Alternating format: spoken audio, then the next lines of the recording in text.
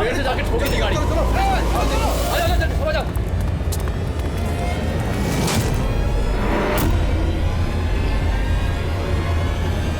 अरे बबलू भाई, अंदर तो देखो, ड्राइवर नहीं है।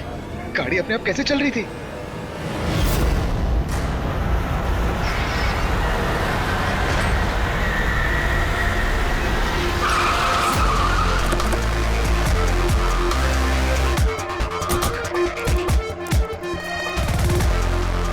सलाम साहब। क्या बात है? एक्सीडेंट के केस में सीआईडी को बुलाया तुम लोगों ने? सर मुझे लगा है नॉर्मल एक्सीडेंट नहीं है, इसीलिए। क्यों? ऐसा क्यों लग रहा है? सर आइए खुद ही देख लीजिए, आइए।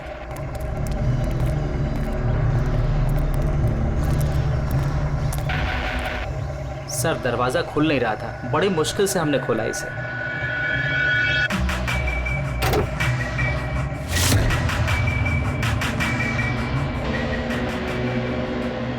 सर इन लोगों ने। मैं देखता हूँ। किसने देखा था पहले? क्या हुआ था? सर ऐसा पहले कभी देखा ही नहीं। गाड़ी में ड्राइवर नहीं था सर।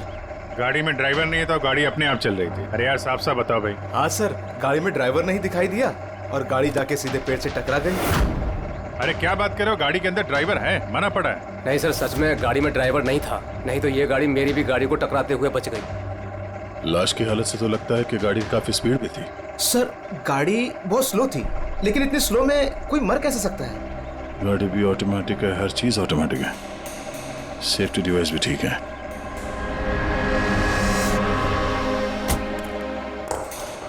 ये लोग तो बोल रहे हैं कि इन लोगों ने इसे ड्राइव करते हुए देखा ही नहीं। अच्छा, तो हो सकता है ये ड्राइवर पहले से घायल हो, जिसकी वजह से ये ड्राइविंग सीट से फिसल के स्टीयरिंग के नीचे जो जगह है वहां पे सरक गया और उसके बाद ही एक्सीडेंट हुआ हो। शायद इसीलिए नहीं दिखा होगा। कुछ पता चला कौन है? कुछ आईडी वगैरह? अरे हाँ, इसका नाम अमन है और उसका मोबाइल है बुरी तरह से टूट गया। और एक बात अभिजीत, ये गाड़ी ऑटोमेटिक है, ये देखो इंजन अभी भी ऑन है, ऑफ नहीं हो रहा है। हो सकता है जब ये एक्सीडेंट हुआ हो उसकी वजह से जो इम्पैक्ट हुआ उससे ये कार का कंप्यूटर क्रैश हुआ। यार ये लोग तो बोल रहे हैं कार बहुत स्लो थी जब टकराई। ऐसा इम्पैक्ट? कहीं कार के साथ कुछ छेड़छाड़ तो नहीं की गई? हो सकता है। ठीक है, गाड़ी को पुलिस गैरेज भेजते हैं और इसको फोरेंसिक लैब। मैंने इस गाड़ी को अच्छी तरह से चेक किया है।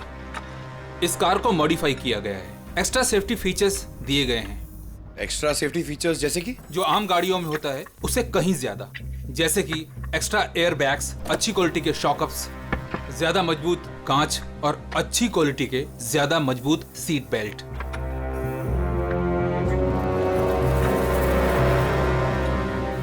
ये देखो, निकोटीन पैच। Nicotine patch? ये तो सिगरेट छोड़ने के काम में आता है ना? हम गाड़ी के सिस्टम को कंप्यूटर से लिंक कर सकते हैं? जी हाँ मैडम, एक मिनट।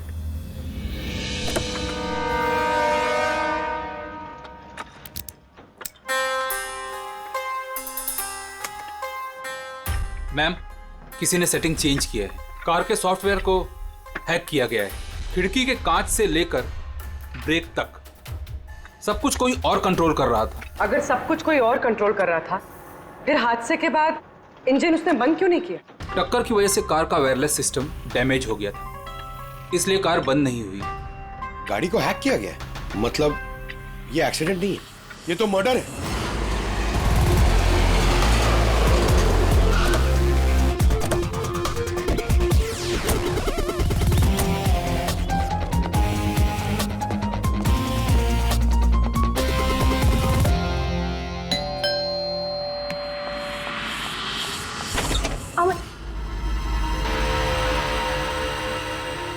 आप लोग? सीआईडी। अरे इस आदमी पर कोई टैंकर चढ़ गया था क्या? सारी की सारी हड्डियां टूट गई हैं। कोई टैंकर वैंकर नहीं चढ़ा था इसके ऊपर साउंड के। एक छोटा सा एक्सीडेंट हुआ था यार। छोटा सा? हाँ, वो भी किसी ने करवाया था। आपके पति अमन का एक्सीडेंट हुआ है और वो नहीं रहे। आपको कैसे पता?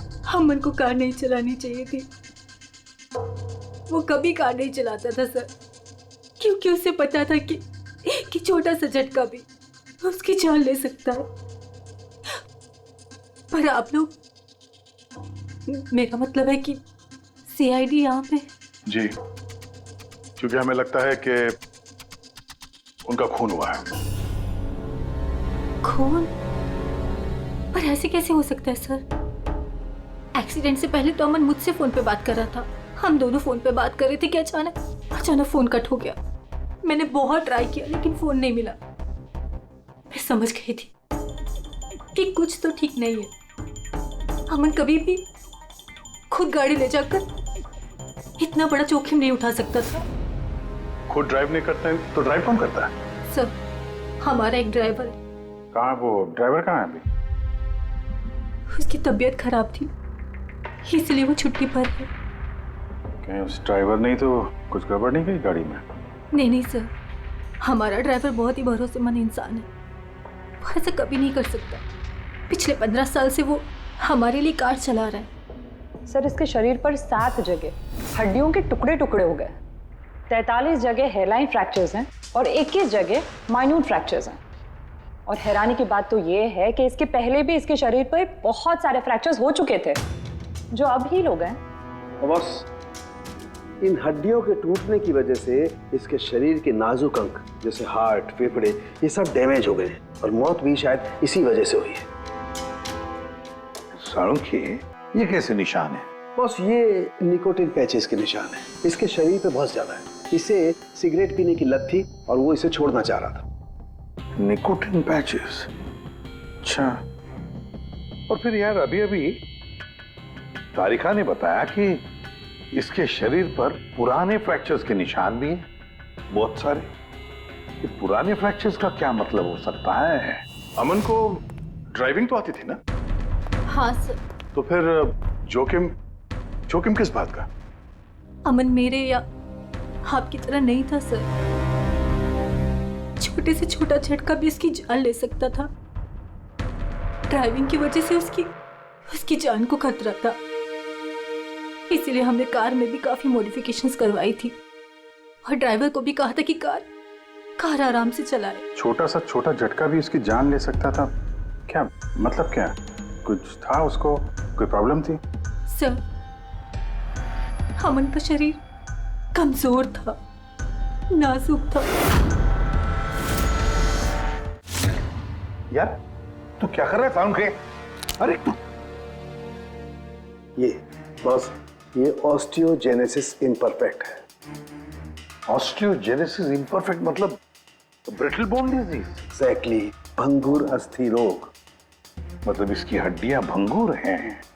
और इसीलिए बॉस, इसकी हड्डियों को अगर जरा सा भी झटका लगे तो चकनाचूर हो सकती हैं। 25 से ज्यादा बार उसके फ्रैक्चर्स हो चुके थे। हमेशा खतरा रहता था उस पे। मुझसे जितना हो सके मैं उसकी सुरक्षा का ख्याल रखती थी ताकि उसे कोई झटका न लगे। घर में, कार में हमेशा उसकी सुरक्षा का ध्यान रखती थी। यहाँ तक कि जब अमन को पता चला कि सिगरेट पीने से हड्डियाँ कमजोर होती है तो अमन ने पूरी कोशिश की सिगरेट छोड़ने की। तभी इतने मामूली एक्सीडेंट से भी ये हाल हो गया था शरीर का। लेकिन वो अचानक गाड़ी लेके कहाँ गया था? सर, मुझे नहीं पता, लेकिन जब वो अकेला गाड़ी लेकर चला गया तो मुझे उसकी बहुत चिंता हुई और मैंने अमन को फोन किया। हेलो अमन। या बेबी बोलो। अच्छा, तो तुम खुद ड्राइव कर रहे हो। तुम्हें पता है ना तुम्हारा ड्राइव करना कितना ज्यादा खतरनाक है, लेकिन तुम मेरी बात सुनते तक नहीं। वैसे ऐसा कौन सा जरूरी काम था जिसके लिए तुम खुद गाड़ी लेकर निकल गए? ड्राइवर तक का वेट नहीं किया गया तुमसे। जरूरी था स्वीटहार्ट, लेकिन तुम परेशान मत हो, मैं गाड़ी आराम से ही चला रहा हूँ।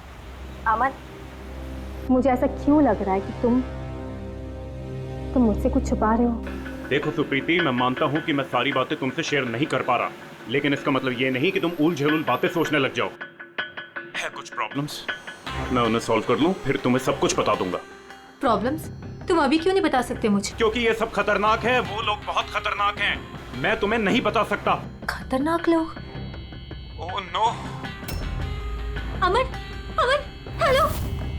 कौन सा प्रॉब्लम? और ये किन खतरनाक लोगों की बात कर रहे थे वो? कुछ पता है आपको? सर, मैं कुछ नहीं जानती। अमन की किसी से कोई दुश्मनी, कोई बिजनेस राइवलरी वगैरह? इस बारे में मुझे कुछ भी पता नहीं, लेकिन हाँ, मयंक और नेहा आपकी शायद कुछ मदद कर सकते हैं। मयंक और नेहा? ये कौन है ये लोग? मयंक पेशे से एक वकील है और अमन का दोस्त भी, और नेहा अमन की सेक्रेटरी थी। अच्छा, ये मयंक का ऑफिस कहाँ है? अमन सर का खून? आप? मैं नेहा, अमन सर की सेक्रेटरी। लेकिन अमन की मौत तो एक्सीडेंट में हुई है ना? जी, मौत तो एक्सीडेंट में हुई है, लेकिन एक्सीडेंट अपने आप नहीं हुआ है। करिए, बताइए कि आप दोनों मिस्टर अमन को कब से जानते हो? मतलब कब से काम कर रहे हो उनके साथ? सालों से। हम लोग साथ में काम ही नहीं करते थे, बल्कि बहुत अच्छे दोस्त भी थे। अमन की बीमारी की वजह से ज़्यादातर बिजनेस वगैरह मैं ही हैंडल करता था। और नेहा जी आप? सिर्फ मैं और मयंक सर ही तो थे, अमन सर का पूरा बिजनेस संभालते थे। वैसे बिजनेस क्या है उनका? इन्वेस्टमेंट का बिजनेस है। हम लोग अलग अलग कंपनीज में पैसे लगाते थे और जब वो कंपनीज में मुनाफा होने लगे तो अपना परसेंटेज वापस ले लेते थे। ऐसी 50 कंपनीज है जहाँ पर पैसे लगाए थे अमन ने। किस तरह का कंपनीज में इन्वेस्ट करते थे? वैसे तो कई सारी कंपनीज में पैसे लगाए थे, लेकिन उनकी सबसे ज़्यादा दिलचस्पी 20-30 फार्मास्यूटिकल्स कंपनीज में थी। फार्मा कंपनी या दवाइयों की कंपनी? जी, ये कंपनीज बहुत नुकसान में चल रही थी, लेकिन आपको तो पता ही होगा अमन की बीमारी के बारे में। और ये कंपनीज उसी बीमारी का इलाज निकालने की कोशिश कर रही थी, और अमन का सपना था कि इस बीमारी का इलाज संभव हो जाएगा तो किसी और को वो तकलीफ नहीं उठानी पड़ेगी जो उसे थी। और सर, अभी तो उन कंपनीज में फ़ायदा भी होना शुरू हो गया था। कोई दुश्मनी, किसी से कोई लड़ाई झगड़ा?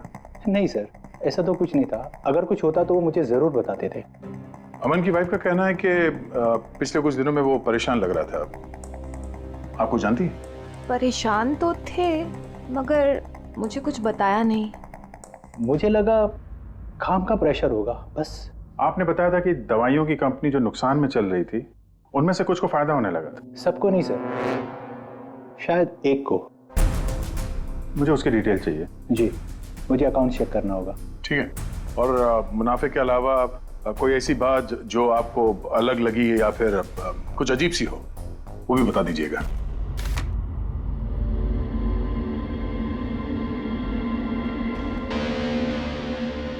ये जादव है सर, अमन का ड्राइवर। काफी परेशान लग रहा है वो। देखते हैं।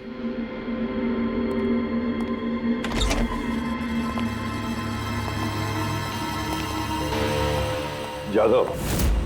जी सर। अमन के ड्राइवर है ना? जी सर। क्यों, छुट्टी पर क्यों गए थे तुम? साहब, बीमार हूँ और अमन सर ने मुझे खुद छुट्टी दिया था। मिस्टर अमन को तुम ही लेके जाते थे ना? जी मैडम, अमन सर मेरे साथ ही जाते थे। कभी वो कोई टैक्सी वगैरह नहीं लेते थे। तो फिर तुम तो हमें बता सकते हो कि अमन साहब कहाँ कहाँ जाते थे, है ना? जी जी। ये देखो जादव, ये जगह पर उनकी मौत हुई थी। अब ये जो रास्ता है, ये कहाँ पर जाता है या फिर वो इस रास्ते पर कहाँ जा रहे थे, ये तुम्हें पता है? मुझे नहीं पता है। देखो, हमें पता है कि तुम इसके बारे में जानते हो। तुम्हारी भलाई इसी में है कि सीधे सीधे बता दो। जी मैडम। सुप्रीति मैडम से कुछ कहिएगा मत। वो सड़क के कुछ दूर पे एक मोटेल है, वहां हमेशा वो बार बार जाते थे। मोटेल में बार बार जाते थे? क्यों, इससे मिलने जाते थे? जी साहब, एक मैडम थी।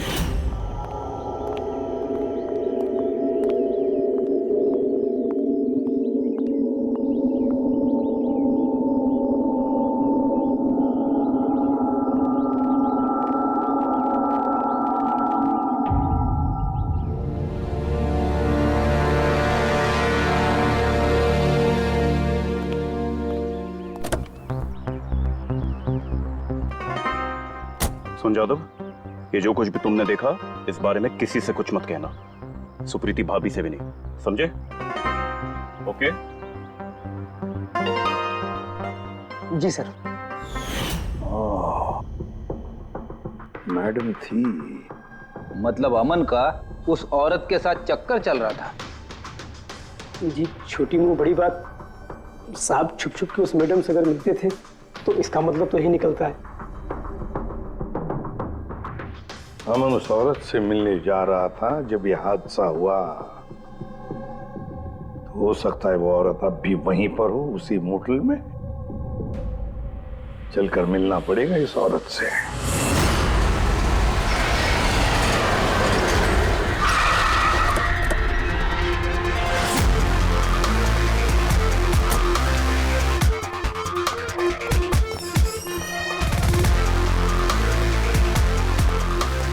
Excuse me. Yes madam, how can I help you? हम किसी से मिलने आए हैं। लेकिन आप लोग हैं कौन और किससे मिलना है आप लोगों को? हम लोग सीआईडी से। ये आदमी, ये आपके मोटेल में आता जाता रहता है? हाँ मैडम। किससे मिलने आता है? हमारे होटल के रूम नंबर 305 में एक मैडम रुकी हुई है, रूही। वो उनसे अक्सर मिलने आता रहता है। 305? यस सर, वो अभी चेकआउट करने वाली है। ये रूही हाथ से निकलनी नहीं चाहिए। कहाँ से जाना है? सर यहाँ से लेफ्ट। पंकज स्टेयरकेस से जाओ, हम दोनों लिफ्ट से जाते हैं।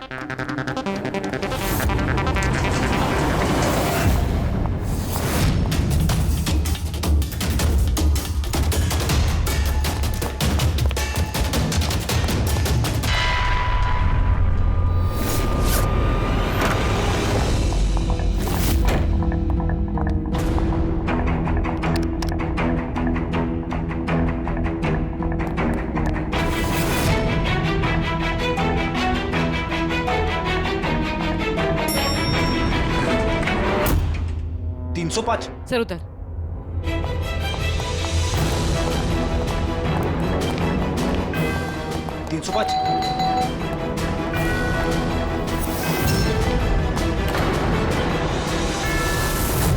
रूही? नो। ए, रुको। पूर्वी! रूही, मुझे मत मारो, मुझे मत मारो प्लीज। रुको। रूही, रूही, ए रूही, रूही, रूही, रुको, रूही।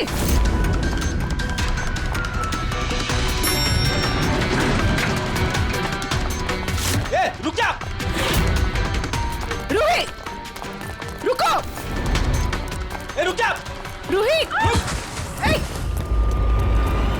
मार दो मुझे, लेकिन तुम लोग भी बच नहीं पाओगे। तुम लोगों का सच सबके सामने आ ही जाएगा। सच? कौन सा सच? मैं सब जान चुकी हूँ तुम लोगों के बारे में, सब जान चुकी हूँ। क्या बोल रही हो तुम? तुम्हें ऐसा क्यों लगता है कि हम तुम्हें मारेंगे? आओ। कौन सा सच? रूही, हम सीआईडी से। सीआईडी? चलो मान लिया रूही कि तुमने कुछ नहीं किया, लेकिन अगर तुमने कुछ नहीं किया तो वहां से भागी क्यों? मुझे लगा कि ये लोग मुझे मारने आए हैं। इसका मतलब कोई है जो तुम्हें मारना चाहता है? जी, वही लोग जिन्हें हम एक्सपोज करने वाले थे। उनके खिलाफ हमारे पास सारे सबूत थे। कौन लोग और कैसे सबूत? हाँ, बताओ।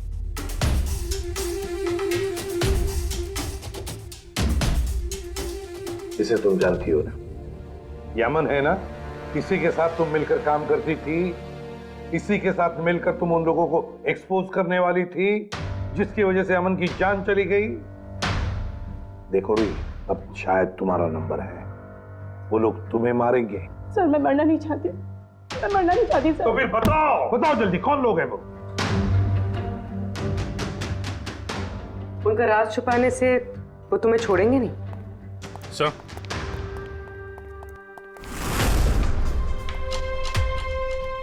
रूही, ये लो पानी पी लो, पियो। और मैंने जो कहा ठंडे दिमाग से सोचो, अपने बारे में सोचना जरूर। मैं आता हूं।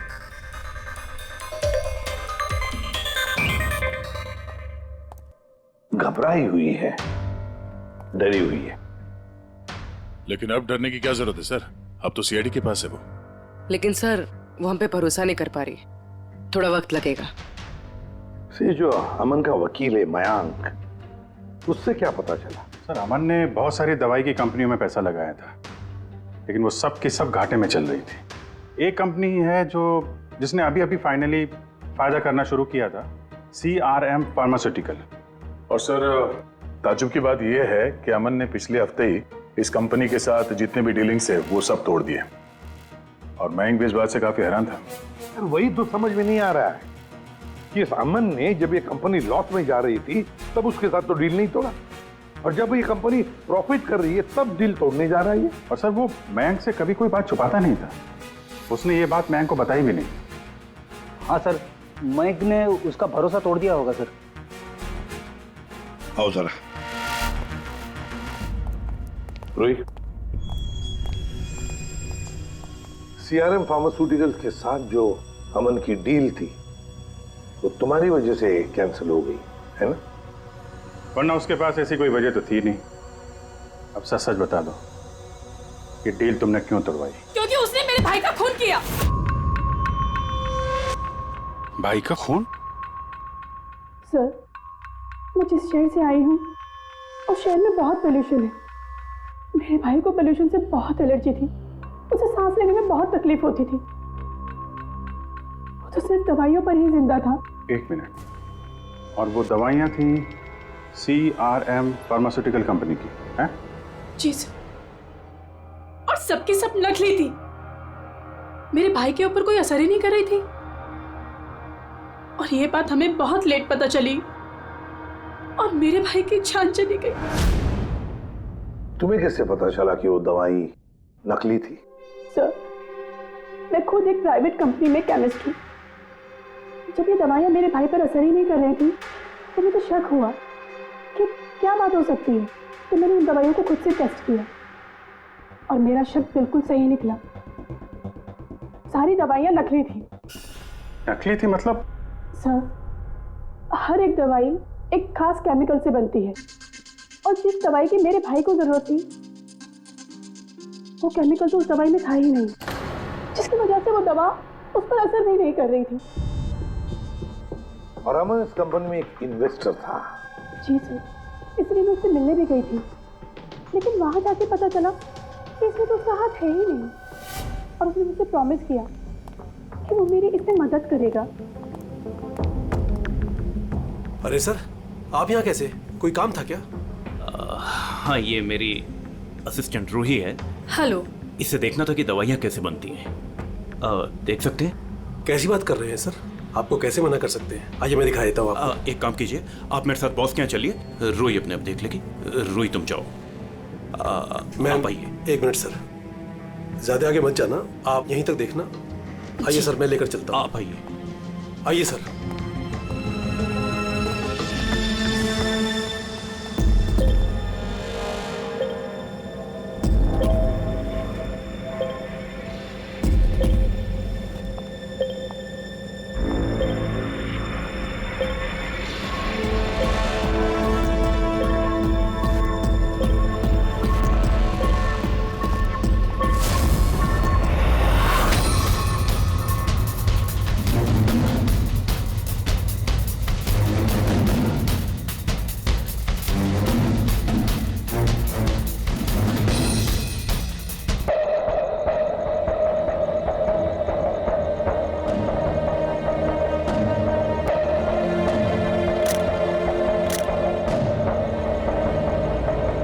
ये तो वही केमिकल है, लेकिन ये लोग यहाँ से बाहर क्यों लेके जा रहे हैं? फिर हमने सारे सबूत जुटा लिए थे और सारे सैंपल्स भी टेस्ट किए थे। एक बात तो पक्की है कि सामन की मौत और CRM फार्मास्यूटिकल्स का कोई ना कोई संबंध जरूर है। कुछ ना कुछ तो गड़बड़ जरूर है। बॉस, इतनी सुरक्षित कार होने के बावजूद इसकी हड्डियां कैसे टूटी ये पता चल गया।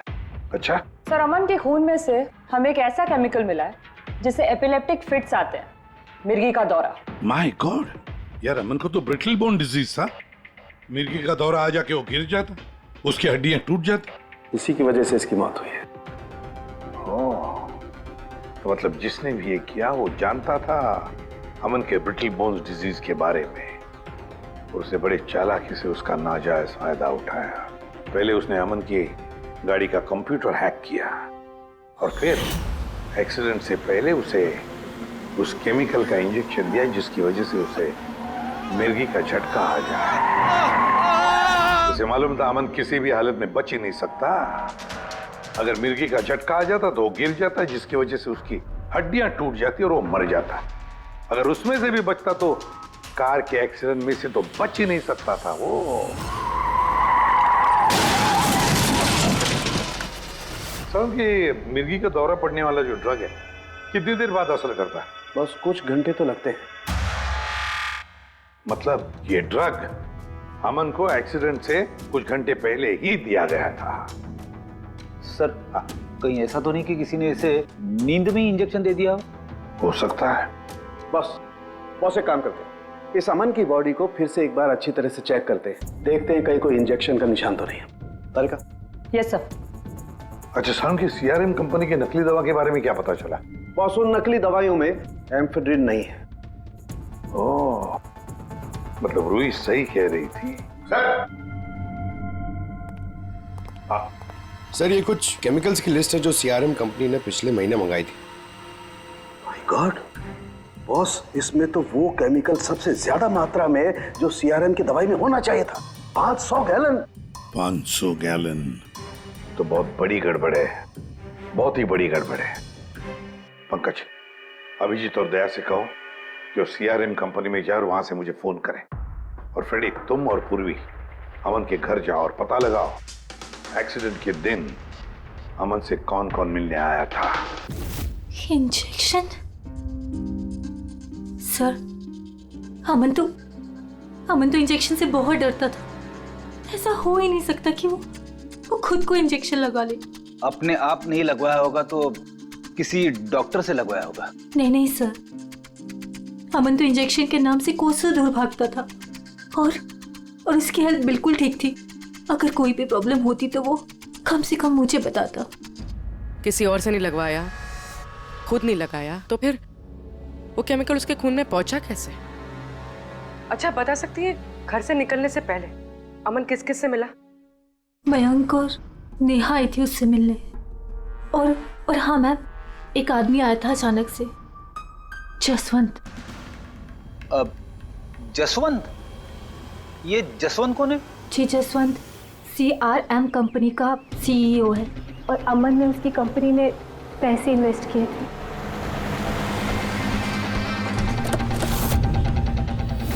मिस्टर जसवंत, आप अमन के घर गए थे उससे मिलने के लिए उसके एक्सीडेंट के कुछ घंटे पहले?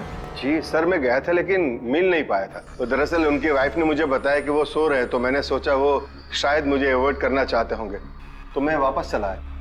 पापा, अमन ने हमारे साथ बिजनेस डील कैंसिल की, फिर भी आप उससे मिलने गए थे? जी बेटा, क्योंकि मैं उनको वापस लाना चाहता था सर। वो हमारी नई यूनिट के लिए बहुत जरूरी था। तो जसवंत जी, जब आप अमन से मिलने उसके घर गए तो वाइफ सुप्रीति के अलावा वहां कोई और भी था? मैं जब गया तब तो वहां कोई नहीं था, लेकिन हाँ जब मैं वहां से निकला तो उनके लॉयर मिस्टर मयंक और सेक्रेटरी नेहा, वो दोनों जरूर उनके घर आए थे। अच्छा ठीक है, thank you very much. Boss ये देखो, ये निकोटिन पैच का हिस्सा और यहाँ पर देखो ये इंजेक्शन का निशान। खूनी ने यहीं से वो मिर्गी के दौरे वाला इंजेक्शन इसे दिया है। इसका ये हिस्सा सुन्न करके हाँ, और वो इस पैच के जरिए। इसे इमला पैच कहते हैं। इमला पैच? ये बच्चों को इंजेक्शन लगाने से पहले लगाते हैं ताकि वो पर्टिकुलर एरिया सुन्न पड़ जाए और उन्हें दर्द ना हो। अब बस ये इमला पैच और ये निकोटिन वाला पैच, ये देखो बस, ये दोनों पैच एक जैसे दिखते हैं, बिल्कुल एक जैसे।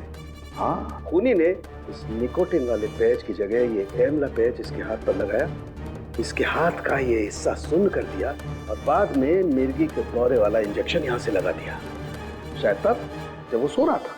हाँ सर, ये कर कौन सकता? जसवंत तो एक हफ्ते से अमन को मिला भी नहीं, तो फिर? सर वो मयंक या फिर नेहा, वो तो नहीं। पंकज, ये खेल कौन खेल रहा है तो हम पता लगा ही लेंगे। अब हम भी एक खेल खेलेंगे, एक ऐसा खेल जिसमें जीत सिर्फ हमारी ही होगी, हमारी जीत।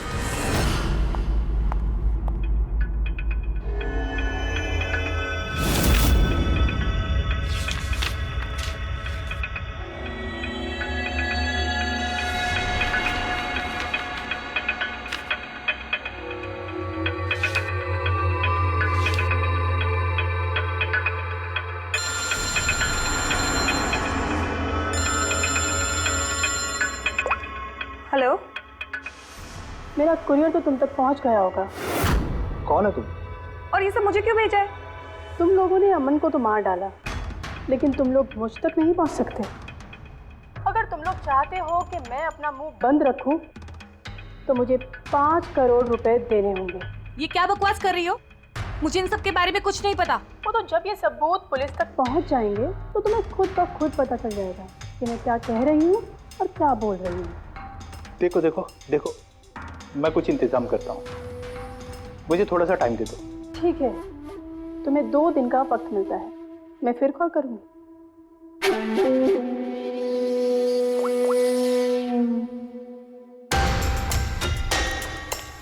तो मास्टरमाइंड ये मयंक है।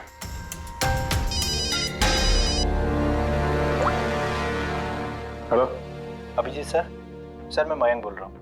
सर मुझे एक कोरियर आया और एक लड़की का फ़ोन भी आया और उसने मुझसे 5 करोड़ रुपए मांगे, तो मैंने सोचा ये बात आपको बता दूँ। नहीं नहीं, बहुत अच्छा किया तुमने, मैं देखता हूँ। Thanks. Thank you so much. Mayank का फ़ोन था। उसने उस कोरियर रूही के बारे में बताया सर, और उसने ये भी कहा कि उसने जानबूझ के समय मांगा ताकि हम इस तक पहुँच सकें। तो ये मयंक नहीं बल्कि कोई और ही है।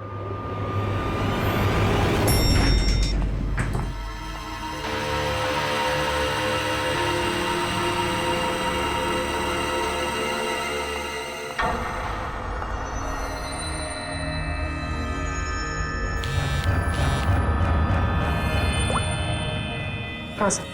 पूरी इसने यहाँ पर नजर रखी है ना तुमने? हाँ सर, वो अभी अभी यहाँ से निकली है। कड़ी नजर रखना पूर्वी, बिल्कुल कड़ी नजर। अपनी नजरों से ओझल मत होने देना उसे।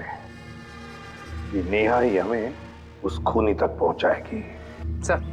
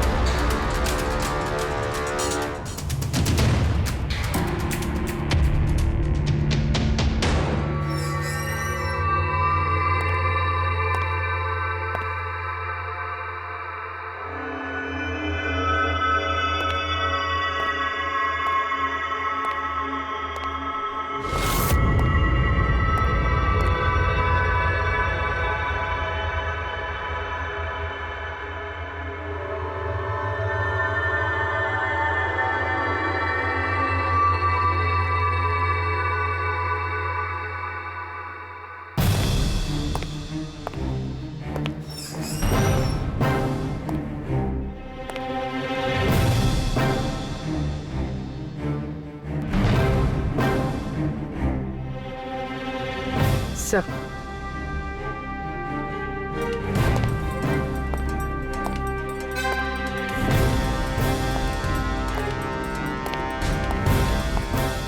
क्या हुआ? इतनी जल्दी में क्यों बुलाया? क्या है ये सब? ये सब क्या है? तुमने तो कहा था कि किसी को कुछ पता नहीं चलेगा। फिर हमारे बारे में ये लड़की सब कुछ कैसे जानती है? डोंट वरी बेबी, मैं सब संभाल लूंगा। मैं हूं ना। जैसे उस अमन को ठिकाना लगाया वैसे इस लड़की को भी ठिकाना लगा दूंगा। तुम टेंशन मत लो, ओके?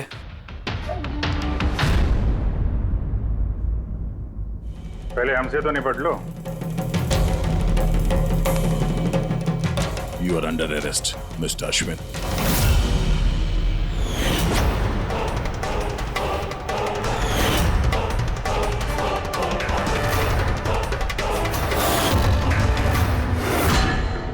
अश्विन के पास तो वजह थी, तुमने अपने बॉस का खून क्यों किया? हम दोनों एक दूसरे से प्यार करते। जब मुझे पता चला कि अमन सर सीआरएम फार्मास्यूटिकल की जांच कर रहे हैं, तो ये बात मैंने अश्विन को बता दी ताकि वो लोग अपनी गलतफहमियां दूर कर सके।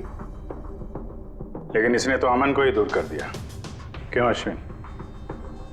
मैं जानता था कि अमन को कुछ समझाने का कोई फायदा नहीं होगा, वो तो हमें जेल भिजवा के ही रहता।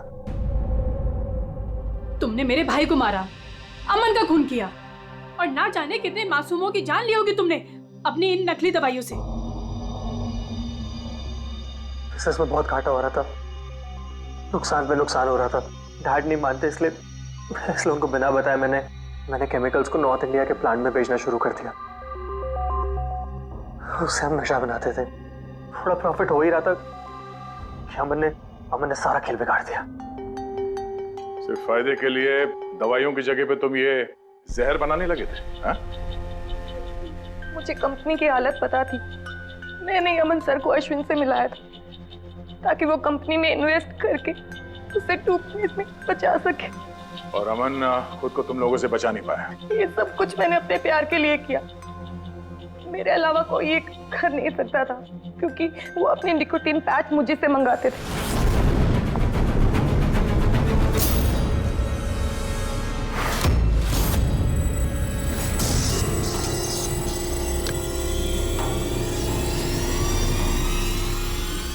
उसके अगले दिन जब हम अमन के घर पर गए।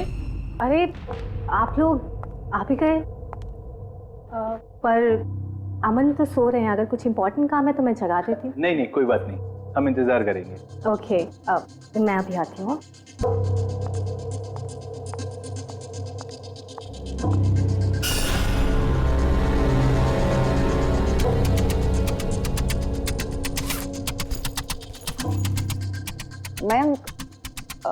मैं जरा वॉशरूम होकर आऊं?